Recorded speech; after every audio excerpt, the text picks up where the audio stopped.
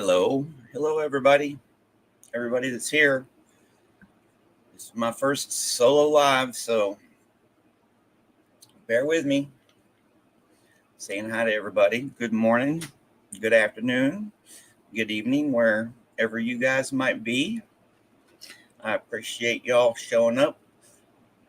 So far, let's see here who we got. May the force be with you. Always like a fellow Star Wars fan. Let's see.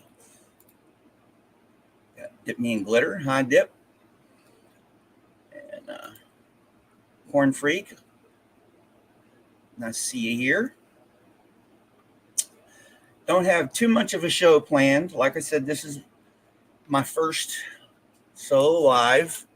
I've been thinking about doing this for a while, and I said, what the heck, we've got a lot of stuff going on.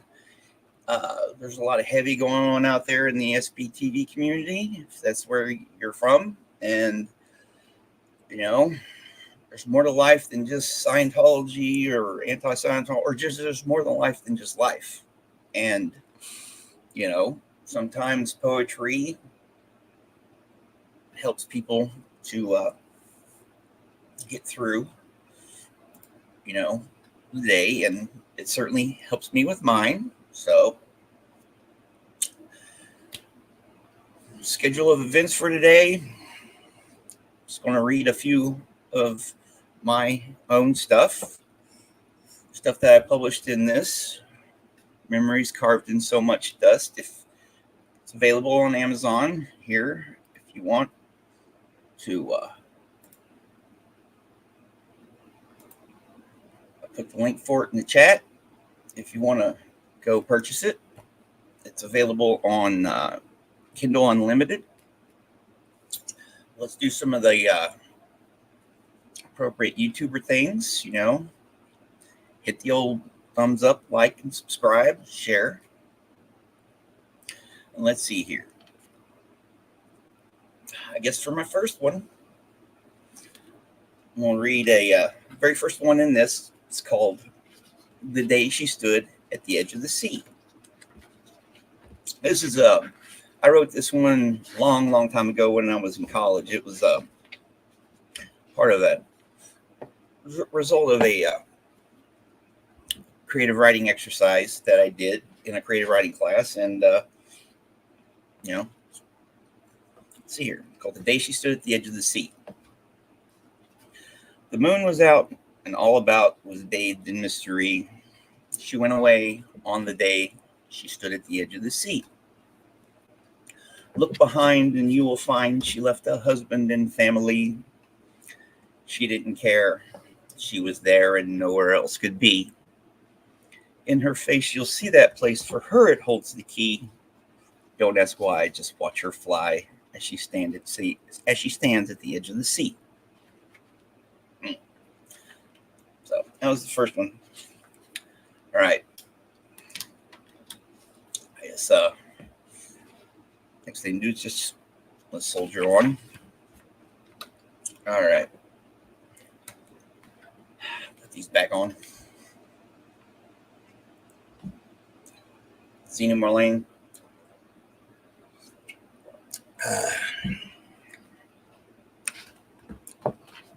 Okay. Okay, let's see here. Let's do another rhyming one. I wrote this one. It's called Fun. I wrote this for my ex-girlfriend. And I even put a Metallica reference in it. So here goes. It's called Fun. With you, I have so much fun in more ways than just one. There's a myriad ways, neath the sun, a myriad ways you have fun. I have fun with you night or day, certainly certain. No, maybe you're back up. I have fun with you day or night, certainly certain. No, maybe or might. Never wrong.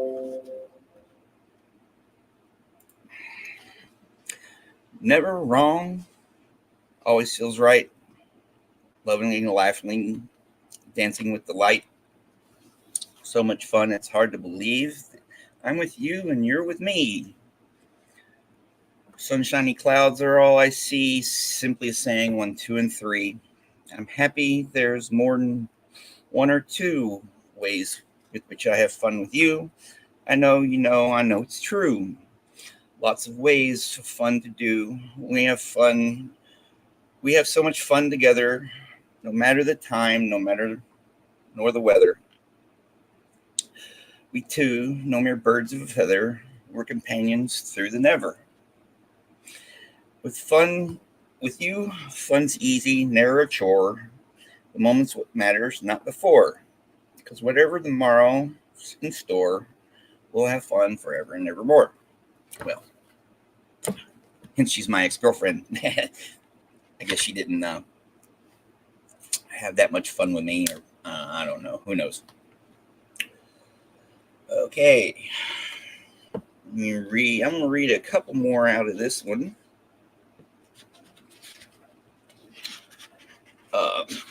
And then go on to reading a couple of some of my faves, some old ones. And then we'll go from there. All right. This next one is called The Bridge. This one's about walking the middle way in all things. And this was published last year in Westward Quarterly, which is a small publication. And it was the first one I had published in around 30 years. So I'm really proud of this one. It's called The Bridge. The wind blew blustering bright off of my left, easterly in direction, as I stepped onto the rickety old bridge. A knot in one of the precariously placed planks caught a misplaced toe. Steps, stumbling steps. Arms whirling in a bid to regain balance before I fell through the suddenly seen gap in the handrails to my right into the gaping chasm below. Then the gale-force winds shifted, streaming now to my right, from my right. Backpedaling a step or two, my cattywampus equilibrium corrected itself, and off-the-rails disaster postponed for now. I glanced back behind me. Alrighty then, I said. Not all of my forward momentum had been stymied. Again, I proceeded on my journey across the bridge. I reached out with both hands, right and left and right, looking out for pitfalls, grasped onto the railing, and stumbled on. Oh, Fluffer, hey! Let's see here. Hey, Fluffer, how you doing? Good evening. And then Mandy, just wanted to say hi, off to work. Don't have too much fun at work, or don't work too hard. I'm glad you came by. All right, let's do one more out of here. And, if there's someone special to you, right? If they're feeling bad. Hey, pizza. If they're feeling bad, you want to make them feel better. And it's just to say something. Okay, I'll see you on the replay. Just to say something nice to them, And this is called a question. A question. A few words strung together. A couple of sounds, vibrations in the air. Mere noise till its connecting blow upon the eardrum. Such a simple paradigm, the value of which is beyond all price. The thoughts form inside my brain, snaps, crackling, popping. It's not, yeah. I love live TV. The thoughts form inside my snaps, crackling, popping brain, meaning in the random status of chemical neurotransmitters. Signals collect together in a chain of thoughts traveling down the nerve highways to their destination.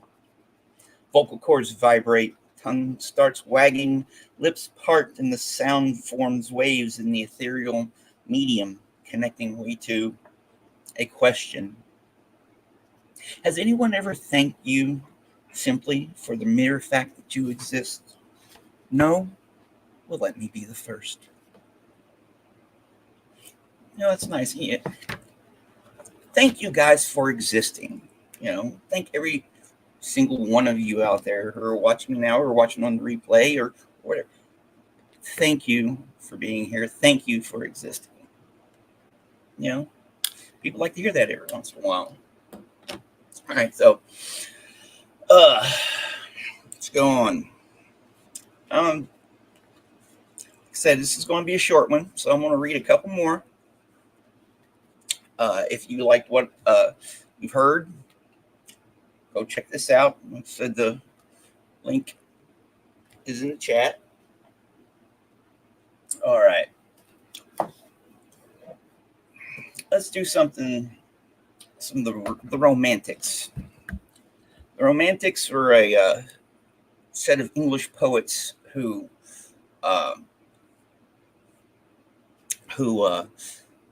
wrote the late 1700s, the early 1800s, and amongst them are Wordsworth, Keats, and one of my favorites, a guy named William Blake.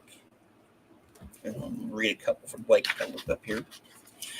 Well, next time I might come more prepared. I don't know. Let's see here. All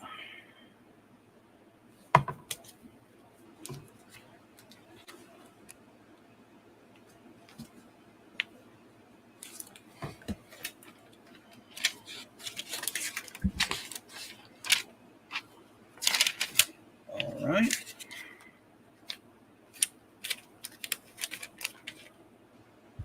William Blake. This one's called The Lamb. William Blake, The Lamb. Little lamb, who made thee? Dost thou know who made thee? Gave thee life and bid thee feed by stream and o'er the mead? Gave thee clothing of the light, softest clothing, woolly bright? Gave thee such a tender voice, making all the vales rejoice? Little lamb, who made thee? Dost thou know who made thee? Little lamb, I'll tell thee. Little lamb, I'll tell thee. He is called by thy name, for he calls himself a lamb. He is meek and he is mild. He became a little child. I, a child, and thou a lamb. We are called by his name. Little lamb, God bless thee. Little lamb, God bless thee. I just love William Blake. I just love his stuff, his imagery. If you go out there and look, he was a publisher and an artist, and he would illustrate his own stuff. I highly recommend going out there and looking up some of this stuff. Like I said, if I'd have come more prepared, probably would have had some. Anyways, this is my first one. So, all right. And this is another one from William Blake. This was part of his Songs of Innocence and Experience. This one's called The Tiger. The Tiger. Tiger, tiger, burning bright in the forests of the night, what immortal hand or eye could frame thy fearful symmetry? In what distant deeps or skies burnt the fire of thine eyes? On what wings dare he aspire? What hand dare seize the fire? And what shoulder and what art could twist the sinews of thy heart?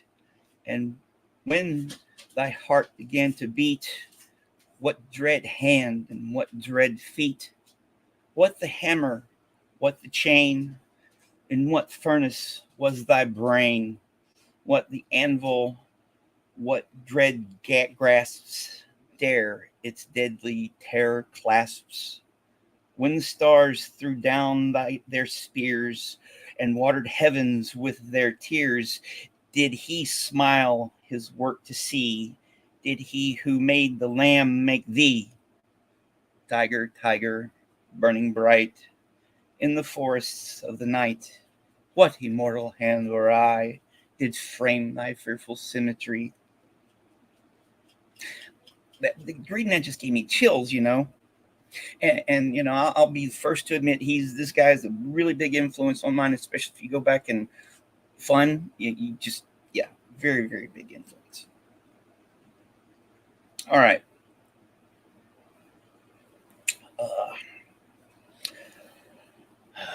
Has anybody got any questions so far?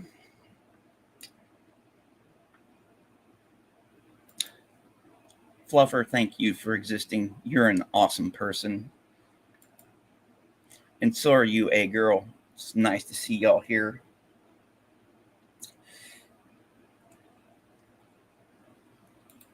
Pizza, you know I like you. Here.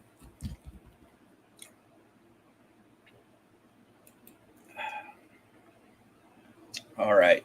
Well, we've been going for about 15 minutes. Hey, Chad. What's up, dude?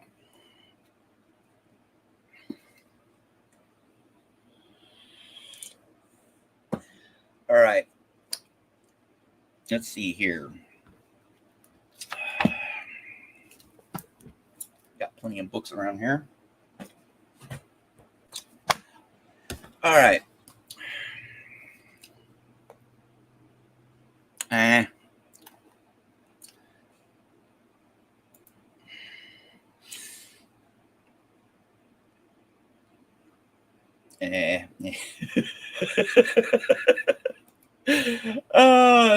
You're the man, Chad. You're the man.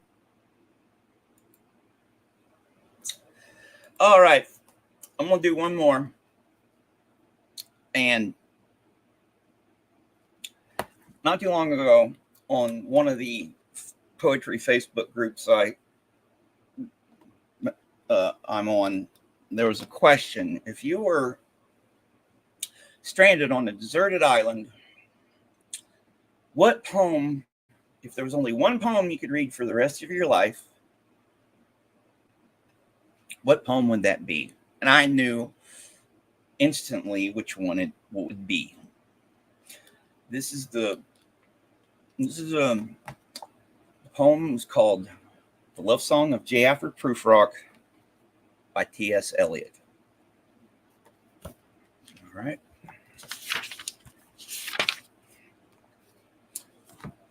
The Love Song of J. Alfred Prufrock. Let us go, then, you and I, when the evening is spread out against the sky like a patient etherized upon a table.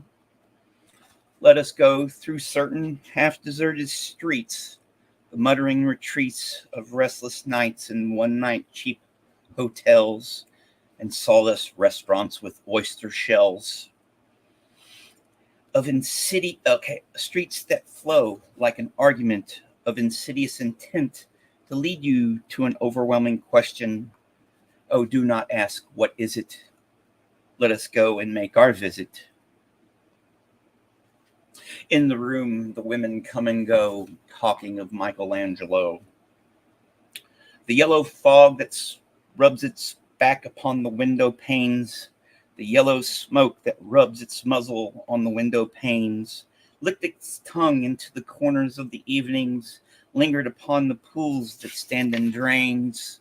Lets fall upon its back the soot that falls from chimneys, slips by terrace, and made a sudden leap, and seeing it was a soft October night, curled once around the house and fell asleep. And indeed, there will be time for the yellow smoke that slides along the street, rubbing its back upon the window panes. There will be time. There will be time to prepare a face to meet the faces that you meet. There will be time to murder and create, and time for all the works and hands and days of hands that lift and drop a question on your plate. Time for you and time for me, and time yet for 100 indecisions and 100 revisions, visions and revisions before the taking of a toast and tea. In the room, the women come and go, talking of Michelangelo. And indeed, there will be time to wonder, do I dare? And do I dare? Time to turn back and descend the stair with a bald spot in the middle of my hair. They will say, how his hair is growing thin. My morning coat, my collar mounted firmly to the chin, my necktie rich and modest and asserted with a simple pen. They will say, but how his arms and legs are thin. Do I dare disturb the universe? In a minute, there is time for decisions and revisions, which a minute will reverse. For I have known them all already, known them all. I've known the evenings, mornings, afternoons. I've measured out my life with coffee spoons. I know the voices dying with a dying fall beneath the music from a further room. So how should I presume? And I have known the eyes already, known them all. The eyes that fixed you to a formulated phrase, and when I am formulated, sprawling on a pen, when I am pinned and wriggling on the wall, then how should I begin to spit out the butt ends of my days and ways? And how should I presume? And I have known the arms already, known them all, arms that are braceleted in white and bare, but the lamplight drowned with light brown hair. And is it perfume from a dress that makes me so digress? Arms that lie along a table or wrapped around about the shawl, and should I then presume? And how should I begin? Shall I say, I have gone at dusk through narrow streets and watched the smoke that rises from the pipes of lonely men in shirt sleeves leaning out of windows? I should have been a pair of ragged claws scuttling across the floors of silent seas. And the afternoons, the evenings sleep so peacefully, smoothed by long fingers, asleep, tired, or it malingers stretched on the floor here beside you and me. Should I, after tea and cakes and ices, have the strength to force the moment to its crisis? But though I have wept and fasted, wept and prayed, though I have seen my head grown slightly bald, brought in upon a platter, I am no prophet, and here's no great matter. I have seen moments of my greatness flicker, and I have seen the eternal footman hold my coat and snicker, and in short, I was afraid. And would it have been worth it after all, after the cups, the marmalade, the tea, among the porcelain, among some talk of you and me, would it have been worthwhile to have bitten off the matter with a smile, to have squeezed the universe into a ball, to roll it towards some overwhelming question, to say, I am Lazarus, come from the dead, back to tell you all. I shall tell you all. If one sitting a pillow by her head should say, that is not what I meant at all. That is not it at all. And would it have been worth it after all? Would it have been worthwhile after the sunsets and the dooryards and the sprinkled streets, after the novels, after the teacups, after the skirts that trail along the floor, and this and so much more? Is it impossible to say just It is impossible to say just what I mean. But as if a magic lantern threw through the nerves in patterns on the screen. Would it have been worthwhile if one, setting a pillow or throwing off a shawl and turning towards the window, should say, "That is not it at all. That is not what I meant at all. No, I am not Prince Hamlet, nor was meant to be. I am an attendant lord, one that will do to swell a progress, start a scene or two, advise the prince, no doubt an easy tool, differential, glad to be of use, politic, cautious and meticulous, of full of high sentence, but a bit obtuse at times, indeed almost ridiculous, at times almost the fool. I grow old, I grow old. I shall wear the bottoms of my trousers rolled. Shall I part my hair behind? Do I dare eat a peach? I shall wear white flannel trousers and walk upon the beach. I have heard the mermaids sing, each to each. I do not think that they will sing to me. I have seen them rising seawards on the waves, combing the white hair of the waves blown back with when the wind blows the water white and black. We have lingered in the chambers of the sea by seagirls wreathed with seaweed red and brown, till human voices wake us and we drown.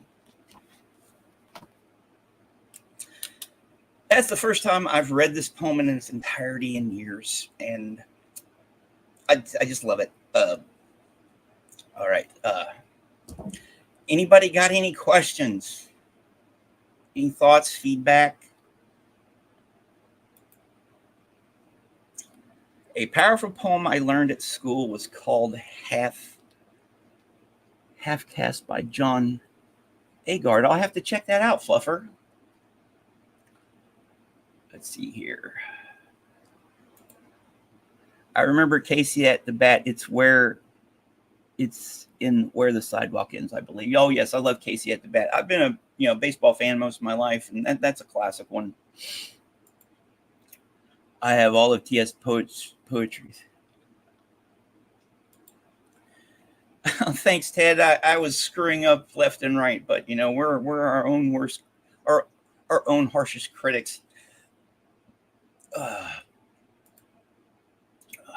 So, all right. Well, it's been about 30 minutes. Thank you very much for showing up. And those of you who watch on the replay crew, thanks.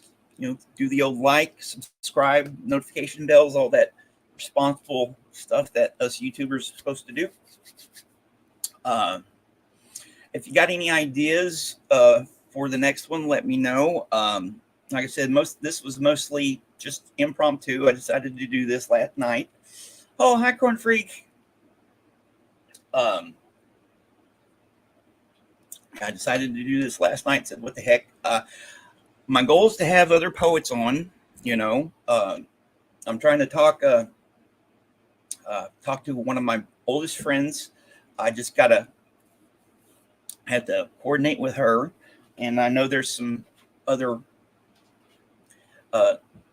poets and stuff out there that I can get in contact with, and I hope to make this a weekly thing.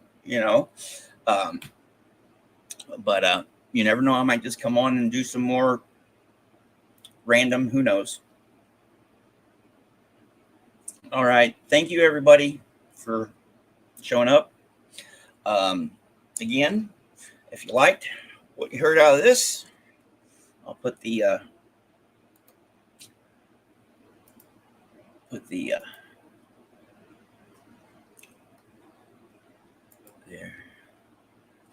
I think you should do this more often. I would love to be able to listen to you create wonderful poems. Thank you for setting aside the time. You're quite welcome, Ted. and thank you for doing that. Yeah, the last couple months I haven't been doing much. A lot of stuff's been going on and stuff, which we all know. Life, a lot of stuff goes on. But the plan is to do more videos, and I've been writing more and stuff. I've been working on some more stuff, and I'll put that out as it comes out. And But again, thank you all for showing up.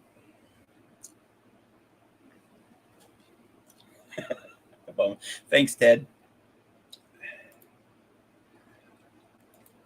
Thank you very much, everybody, for showing up. I know there's probably a lot more going on out there tonight, and I'll see all y'all in the chat. And thank you very much for showing up. And thank you, A Girl, Ted, Corn Freak, Chad, Lady Pamela. Eat more pizza. I'll definitely see y'all around. Have a good one. Thank you for those of you who stuck around to the end. Bye.